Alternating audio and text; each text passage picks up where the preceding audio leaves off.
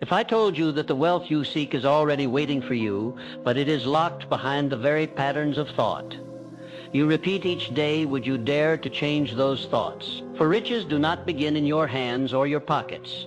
They begin in your mind. Train that mind correctly, and the world itself bends to deliver abundance. My friends, let me draw back the curtain on one of the greatest truths that has ever been whispered into the ears of mankind. Wealth begins not in the bank, nor in the marketplace, nor even in the inheritance left behind by others. It begins in the mysterious chambers of your own mind. Every fortune that has ever been built was first a silent, invisible seed planted in thought. Before the skyscraper pierced the sky, it was a sketch in the imagination of an architect. Before the empire stretched across nations, it was the dream of a daring mind that refused to accept smallness. You cannot touch wealth.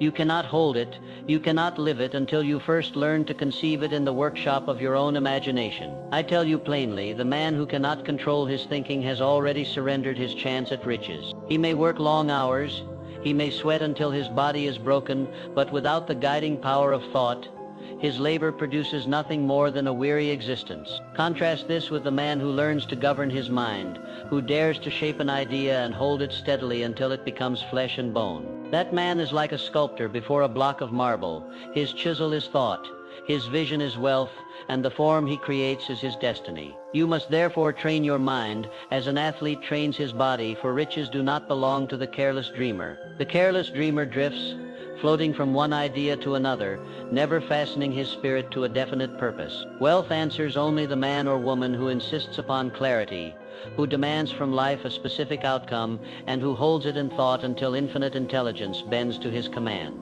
Thoughts, when repeated, become beliefs. Beliefs, when intensified, become a burning faith. And faith, my friends, when acted upon, becomes the gold, the land, the enterprise, and the power that you call success. Consider, if you will, the inventors, the captains of industry, the leaders who moved entire civilizations forward. They were not born with money in their pockets. Many of them began in obscurity, in poverty, with no greater resource than the one that now sits between your ears. They possessed a thought, just one thought, that they refused to release. That thought became their compass, their North Star, and the world eventually bent itself to the image they first held within. Do you see how vital this principle is? If you cannot yet see your wealth in your imagination, you will never see it in your hands. So I challenge you now, dare to hold the image of wealth in your mind as though it were already yours. See yourself living in abundance, commanding resources, and expanding your influence for the betterment of all. Do not dismiss this as fantasy. The man who sneers at imagination has already denied himself the very tool through which all progress is made.